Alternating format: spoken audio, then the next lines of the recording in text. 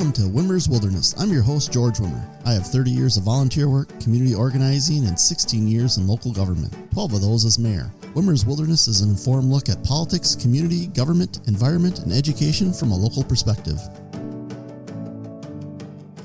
So, we know Memorial Day, or should I say the Memorial Weekend, it's kind of the unofficial start of summer, and I'm doing this Memorial Day episode and releasing it before Memorial Day to share a few facts about the day, and as a gentle reminder that we should all show some reverence to our fallen protectors. I came from a military family. My grandfather fought in World War I, and on Veterans Day, I published a poem he wrote to my grandmother. And we're going to get back to the differences between Veterans Day and Memorial Day, because I think a lot of people don't quite understand the difference between the two.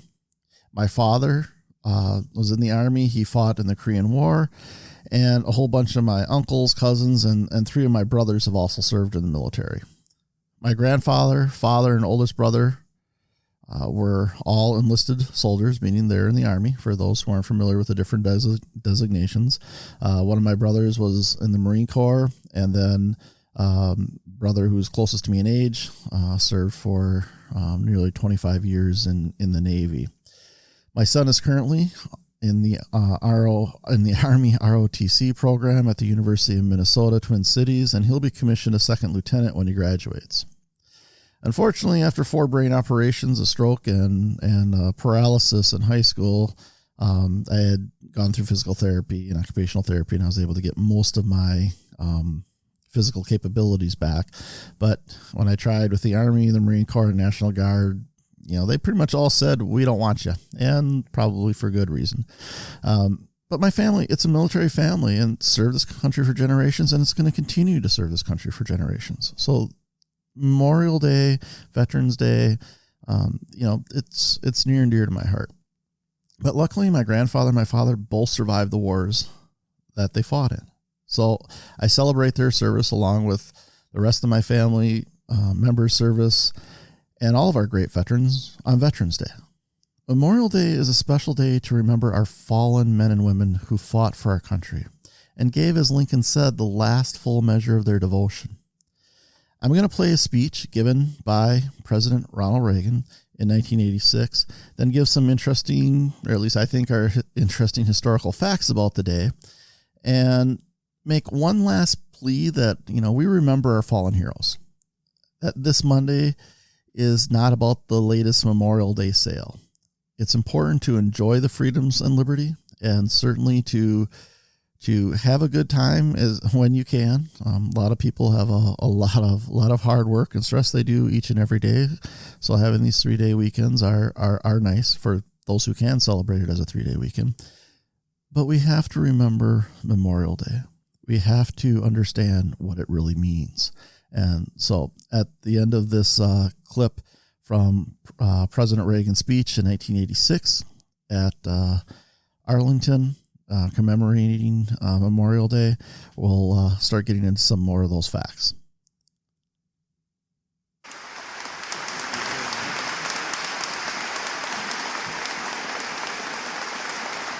Thank you.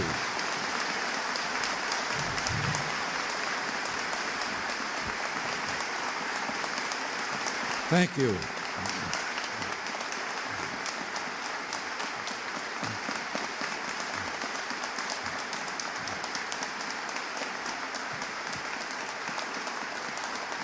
Thank you very much.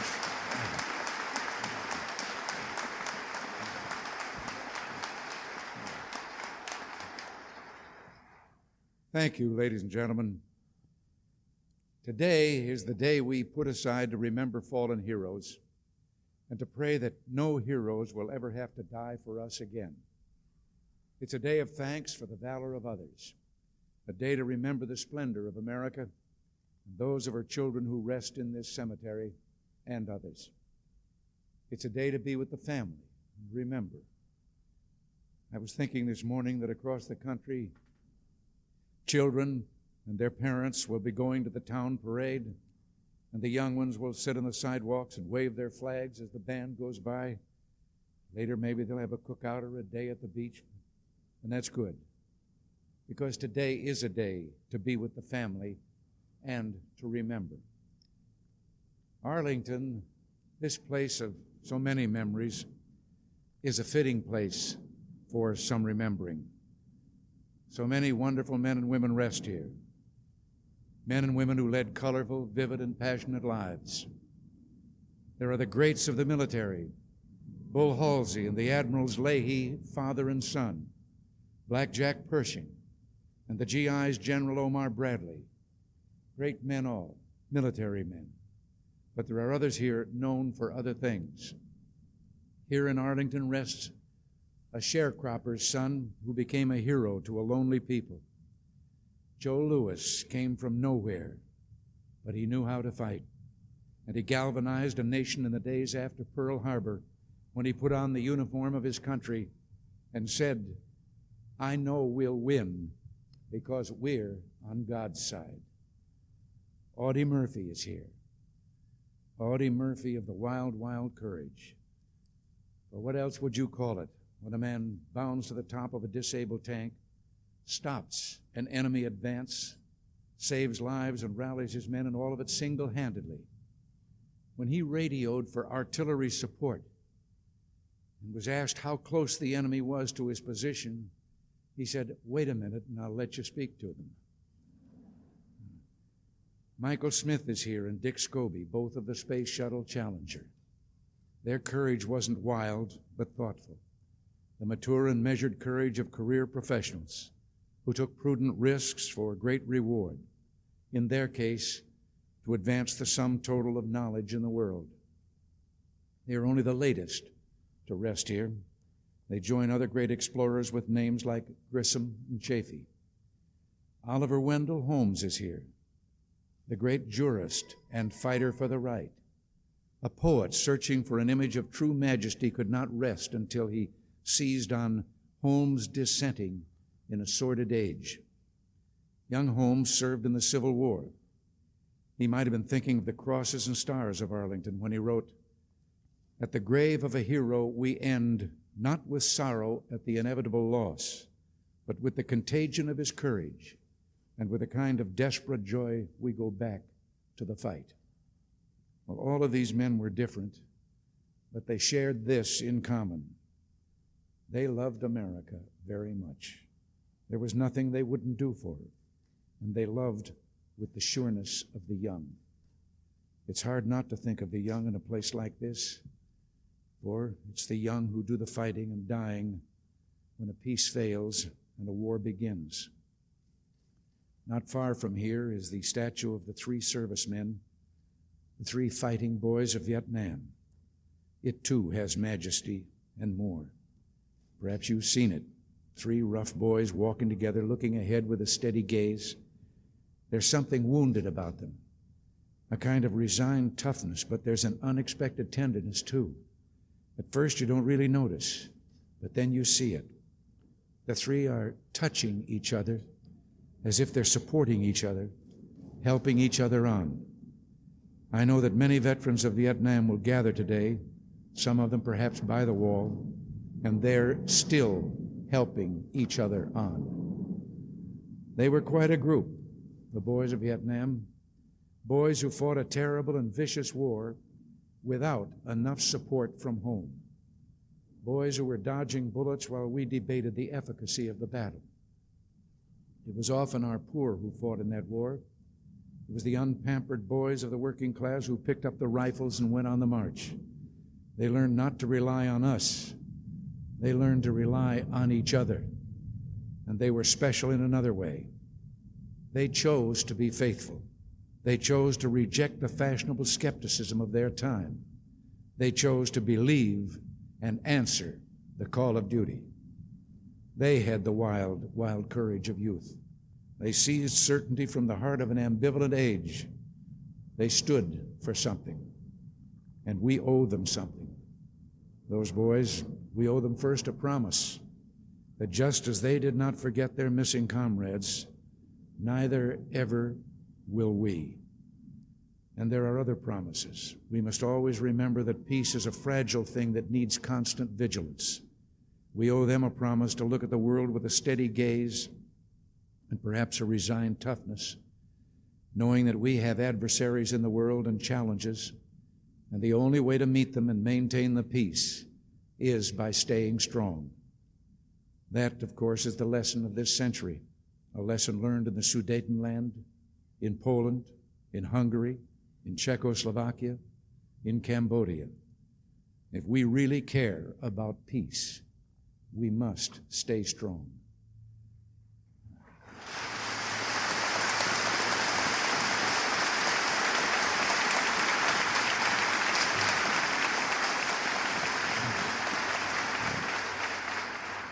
If we really care about peace, we must, through our strength, demonstrate our unwillingness to accept an ending of the peace. We must be strong enough to create peace where it does not exist, and strong enough to protect it where it does. That's the lesson of this century, and I think of this day. That's all I wanted to say. The rest of my contribution is to leave this great place to its peace, a peace it has earned. Thank all of you, and God bless you, and have a day full of memories.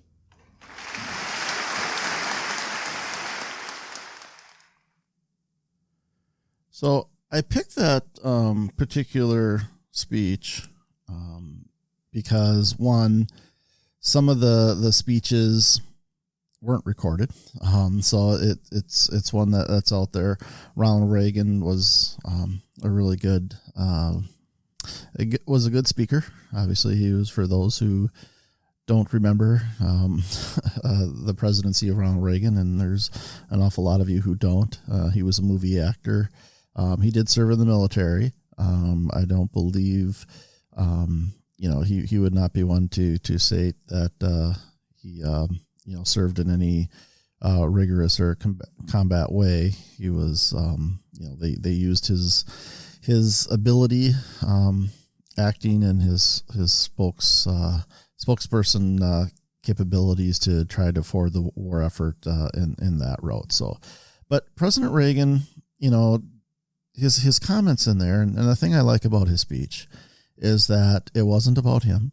It was about those service members. It was about people that are historically important, for sure, about people who weren't historically important. But he wanted to show the wide range of people who have served in the military, and then kind of contrasting that with our soldiers in the Vietnam War. When you start, kind of the history of wars that the United States have fought, especially in the 20th century, the average age of soldiers kept getting younger. So World War I, World War II, you get to the Korean War. In the Korean War, my father was mid-20s, he was 23, 24 when he entered that war. You get to the Vietnam War, you've got teenagers who are being drafted, and then talking about the financial disparities between those who served and those who don't. And it's something that's really important, because a lot of our men and women who are buried in those military graves served because, yes, they have great pride in this country. When there was still a draft going on, many people were drafted, and it's fairly well known, obviously, that the Vietnam War, there were huge disparities of poor minorities and poor white people serving in the military out of completely disproportionate to their percentage in the population. So there are some things that he does highlight and he does bring up there in kind of a gentle fashion, for sure. He also makes a point that during the Vietnam War, it was popularized to flee to Canada or to flee the draft, but those who served and those who were called up, the vast majority of everybody, they did serve, whether they wanted to or not. Today's military is an all-volunteer military, and it has been for decades, and that is the much better route to go. But we need to really understand, I think, how the people who did give that last full measure for this country, what that means not only to them, but to their families and the sacrifice that has occurred. And remembering Memorial Day as a day, whether look, I hope there are no wars. As they say in peacetime, sons bury their fathers, and in wartime, fathers bury their sons. Nobody in the right mind would possibly want any kind of combat or war, especially people who serve in the military, and military families. Moms and dads want to see their children. They want grandchildren. They want the next generation. So I think it's a really good speech. It's, fairly short. It was about the people who served. And I really miss that type of speech when a lot of things do get drawn back to the person who is speaking. And in this case, he made it all about them, which is what you should do. So anyway, I hope you enjoyed that speech. But to get onto some of the facts about Memorial Day, the first, I think something about traditions. Any tradition in any country, and obviously in the United States, we're just as guilty of this. But we often think of these traditions starting long time ago and having been there a long time, right? It's kind of when we do whether it's Pledge of Allegiance or differing things that say, in God we trust, or differing phrases like that. Some of this stuff has only been around for 70 years or so. We think of Memorial Day as one of those institutional things because it just seems like it's always been there. Well, Memorial Day actually hasn't, right? So it first started after the Civil War, and it wasn't even called Memorial Day at the time. And there's a little bit of dispute. Maybe that's too harsh of a word, but it's unclear. Let's phrase it that way, where the first Memorial Day started. There's a number of different traditions, different communities, different groups and communities had started, obviously, doing commemorations of fallen soldiers for quite some time. One of the first groups that had done it was in Charleston, South Carolina. It was a group of former slaves who, about a month after the Confederacy had surrendered, held essentially a Memorial Day, a commemoration of those people who had fallen in service. The official place or home or birthplace of Memorial Day was Waterloo, or is Waterloo, New York, because they had the first, or at least the first recognized community-wide celebration. And they, shops were closed, different things, so all that kind of stuff. And so they got together as a community to commemorate those who had fallen in the Civil War.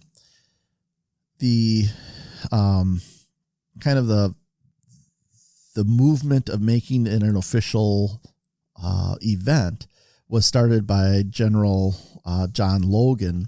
And on May 5th, 1868, he said there should be a National Remembrance Day.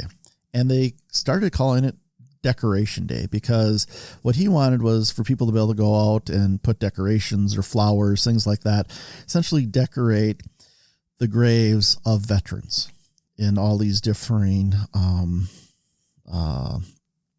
graveyards and places, so that people would remember the sacrifice that was given. And so the day he picked was the 30th of May. And so that first Decoration Day was the 30th of May, 1868. And he picked the 30th of May because no major Civil War battle had occurred on that day. And so it started getting adopted. State after state started making it a state law that this was an official holiday in that particular state. The first Decoration Day, General James Garfield made a speech at Arlington National Cemetery, and there were about 5,000 people who came out, and they decorated the 20,000 graves that were at Arlington. Then over time, that term Decoration Day started getting transformed and changed to Memorial Day. And it was only for those Civil War vets. So if it was, Revolutionary War vet or Mexican-American War vet, Spanish-American War, they weren't commemorated the same way as those Civil War vets. Then after World War I, it started to change where it was basically all soldiers who had died in combat. And World War II, Vietnam War, Korean War, Iraq, Afghanistan. So, today, and for quite some time, every soldier, sailor, Marine, Coast Guardman, National Guard, anybody who has died in the service of their country is remembered. Now, we no longer have it on May 30th. It is the last Monday in the month of May, whatever day that might fall on. And that was done because in 1968, Congress passed what was called the Uniform Monday Holiday Act. So they took all these differing federal holidays and they moved it essentially to the closest Monday. And they gave 3-day weekends to all federal employees. It also ended up turning into, the latest, big sale. So Memorial Day sale, Labor Day sale, President's Day sale, all that kind of nonsense. And I really think it cheapens a lot of these holidays, especially something like Memorial Day, which is about the sacrifice of our men and women to ensure our freedom, to ensure our liberty, to ensure that we can continue to try to make our country a better country. My personal opinion is I just think it's a lot of nonsense to have done that, because when you have a specific day, regardless of when it falls, that's the importance. It's not to make for a funner or longer or weekend. And I do agree with President Reagan in his speech where he said that, we should enjoy things with our family and friends. We should be able to have those fun times as well. But moving all these holidays to Monday, it really kind of takes away from the holidays, I think. So the law was passed in 1968. In 1971 was the first year that the federal, the Uniform Monday Holiday Act actually started, I should say. And one of the other facts about Memorial Day is that the moment of remembrance is at 3:00 local time. So wherever you are, whenever it is 3:00 in whatever time zone you're in, for 1 minute of just having a moment of silence to remember those who have given, as Lincoln said, that last full measure of devotion. So, and it doesn't matter. You could be out fishing on a boat. You could be walking through the woods. You could be having a barbecue with friends. But at 3:00, for 1 minute of silence, and remember those who made it possible for you to do that. Okay. And regardless of what your position is on military spending, regardless of what your position is on any war that we've ever fought, whether you think it's justified, not justified, remember that, 99.9% of the people who are doing the living and dying in our military don't make those decisions. Okay. They are there to help defend. They believe in this country. Okay. And they want to do what they can do to ensure that our country is here tomorrow and the next day. Okay. And it's incredibly important that we don't lose sight of that. We can debate and argue and all of that about whatever use of military force there is. Okay. And every military member follows lawful orders. Okay. If it's an unlawful order, they won't follow it. So just try If you don't, if it hasn't been a family tradition for you, just remember 3 o'clock, whatever time zone you're in, just for 1 minute, think about somebody. And most people have had some family member, even extended family member who has served. And if you haven't, look somebody up. Look somebody up who came from your community, who may have served and died in battle for this country. Just remember them. And remember the price of war. Because I think when we cheapen something like Memorial Day, we get into the next combat situation. We get into the next war. We get into the next loss of life easier and cheaper because we don't understand the full cost of that. Sorry, just a little emotional. Talk to a Gold Star mother if you want to know what the real price of war is, of what combat is. Okay? Remember Memorial Day. Do that moment of silence. Think about it. And then, if you're the greatest pacifist in the world, you're already highly motivated to prevent any kind of military action going forward. And even if you believe war is the answer to everything, it certainly isn't. But talk to those people who have lost family members.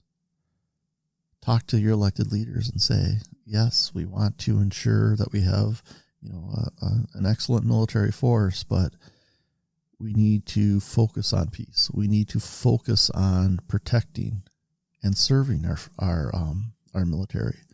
We don't want to have military cemeteries fill up. And we also need to make sure, this is my last pitch here, we also want to make sure that our service members are well taken care of when their service ends, especially those who have seen combat. Because this history has a tragic history of not taking care of their veterans. They have a tragic history of not taking care of the families of those who lost a soldier. Now, those soldiers and sailors and Marines and Coast Guardmen and National Guard and Air Guard, those individual members, they're awesome. I mean, if one of their fellow service members, something has happened to them, they step up for those families and for those people in a second. What I'm talking about is our government. And it doesn't matter Republican or Democratic administrations. There's a lot more that needs to be done for our veterans. Because if we actually realize the full cost, from a dollar standpoint, from a healthcare standpoint, from a mental healthcare standpoint, I think we would make a lot less a rash decision. So that's all I'm going to pontificate on with this one. But again, 3 o'clock this coming Monday, 1 minute of remembrance. That's all I'm asking for. Thank you so much for listening. Hopefully you learned something. There's obviously so much information out there to learn from and to listen to. And thank veterans, thank active service, thank those who are doing this job. Okay? It's a fairly thankless job at times, but remember those who have given their lives and help those who are willing to lay down their lives for us. Okay, I guess I added one more thing in there. Sorry about that. Thank you for listening, and do enjoy your weekend. 3 p.m. Monday, 1 minute. Thank you for joining us today. Help us spread the word by telling your friends, family, and heck, even your frenemies that they can find us on iTunes, Spotify, Luminary, iHeartRadio, Stitcher, Google Podcasts, TuneIn Radio. Pretty much anywhere you can find a podcast, you're going to find Wimmers Wilderness. To learn more about us, go to wimmerswilderness.org. Make sure to follow us on Facebook, Twitter, and Instagram at Wimmers Wilderness.